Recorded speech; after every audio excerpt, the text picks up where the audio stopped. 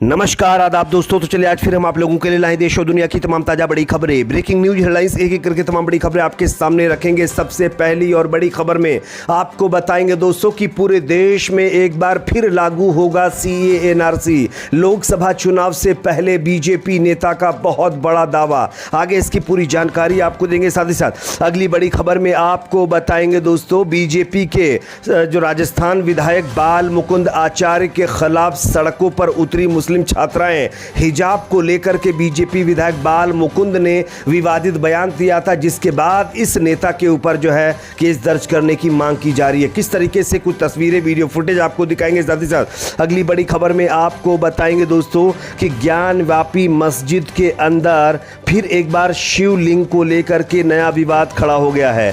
यहां पर हिंदू पक्ष की तरफ से सुप्रीम कोर्ट में एक नई मांग की गई है। आगे इसकी भी जानकारी आपको देंगे। साथ ही साथ अगली बड़ी खबर में आपको बताएंगे दोस्तों कि गाजा के अंदर इजराइल हमास के बीच चल रहा मुकाबला जल्द खत्म हो सकता है। इजराइल गाजा के अंदर सीज फायर पर राजी हो गया है। आगे इसकी पूरी जानकारी आपको देंगे। साथ ही साथ अगली बड़ी खबर में आपको बताएंगे दोस्तों इजराइल हमास के बीच चल रहे मुकाबले में फलस्तीन को एक बड़ा झटका लगा है। जो है जापान ने अब आर्थिक मदद जो फलस्तीन को दी जाती थी उस पर रोक लगाने का ऐलान कर दिया है। आगे इसकी भी जानकारी आपको देंगे। साथ साथ अगली बड़ी खबर में आपको बताएंगे दोस्तों इजराइल के लिए जासूसी करने वाले 4 जो है लोगों को ईरान ने सजा दे दी है। दोस्तों खबर आ रही है कि इनको फांसी की सजा दी गई है। आगे जो है इस खबर की भी जानकारी आपको देंगे। साथ ही साथ अगली बड़ी खबर में आपको बताएंगे कि इजराइल की सेना ने पिछले 48 घंटे के अंदर गाजा के अंदर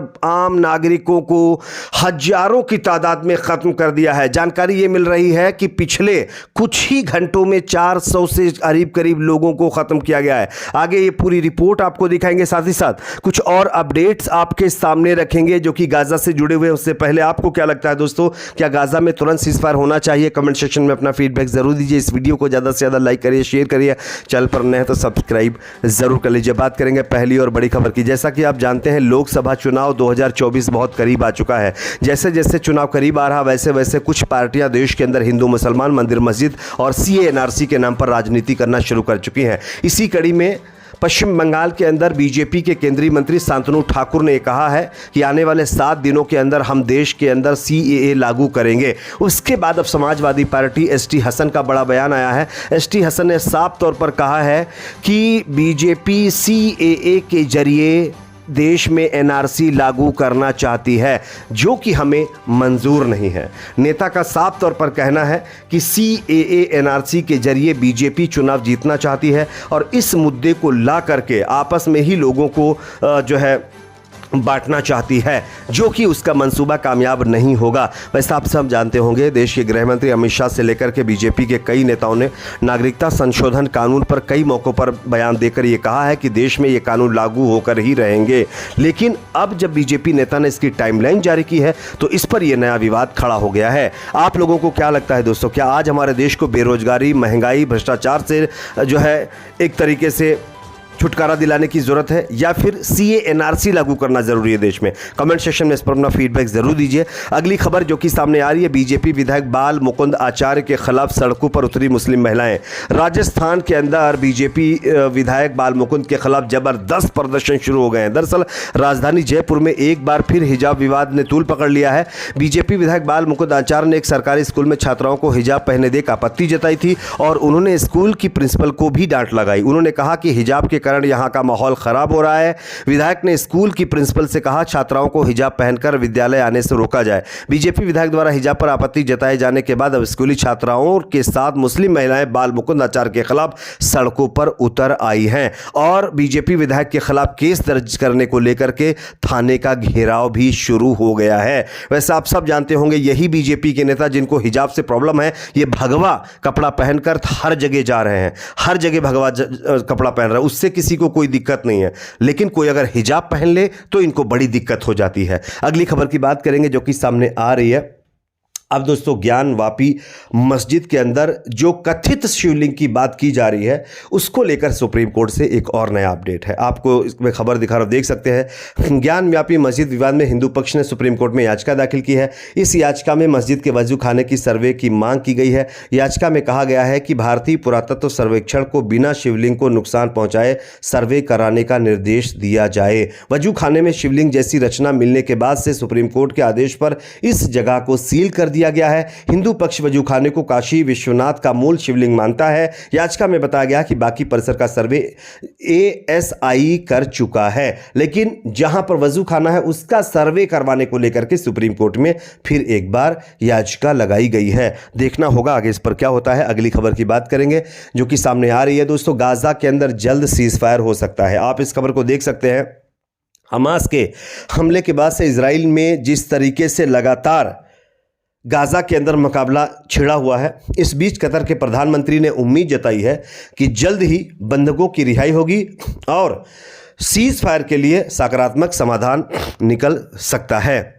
इजराइल का कहना है कि मुकाबला शुरू होने के बाद हमास ने सैकड़ों यहूदियों को बंधक बना लिया है। अब भी करीब 100 से अधिक इजरायली नागरिक जो है हमास के कब्जे में है। शांति के लिए हमास को भी बैठक में सकारात्मक रूप में शामिल होना पड़ेगा। कतर के प्रधानमंत्री मोहम्मद बिन अब्दुल रहमान अल थानी ने सोमवार को वाशिंगटन में आयोजित अटलांटिक काउंसिल को संबोधित किया। इस दौरान उन्होंने कहा कि शेष बंधकों की रिहाई और गाजा में स्थायी सीज फायर के समाधान खोजने के लिए हुई वार्ता प्रगति पर है। यानी कि सीज फायर की जो वार्ता है या जो बातचीत है वो लगातार जारी है। जल्द ही गाजा में इजराइल सीज फायर कर सकता है और हमास इजराइल के बंधकों को रिहा कर सकता है। यही डील होने वाली है, देखना होगा कब तक होती है। अगली खबर की बात करेंगे जो कि सामने आ रही है। इजराइल हमास मुकाबले के दौरान जापान का फलस्तीन के खिलाफ बड़ा ऐलान।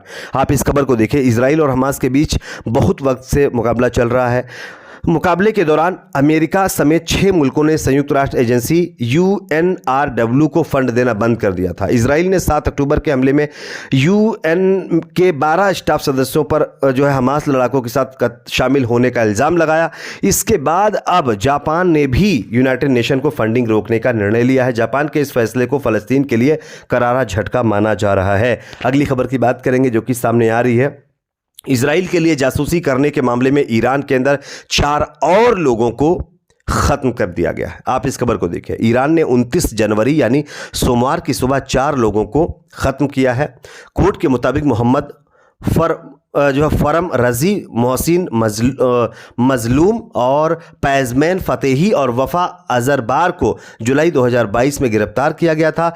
इन लोगों के ऊपर आरोप था कि इन्होंने इजराइल के लिए जासूसी की है और कई जो बहुत इंपॉर्टेंट जानकारियां हैं वो इजरायली सेना को इन्होंने सौंपी है और इसी के जुर्म में अब इनको सजा दे दी गई है। अगली खबर की बात करेंगे जो कि सामने आ रही है दोस्तों।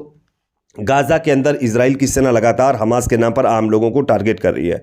पिछले 48 घंटों में इजराइल की सेना ने खान यूनिस में 350 से ज़्यादा लोगों को ख़त्म कर दिया है। यह हमास की तरफ से बहुत बड़ा दावा किया गया है और अभी भी इजराइल अपनी नापाक हरकतों को अंजाम देता चला आ रहा है। इस पर आपकी क्या राय कमेंट सेक्शन में बताइए। वीडियो को लाइक शेयर, चैनल को सब्सक्राइब ज़रूर करें।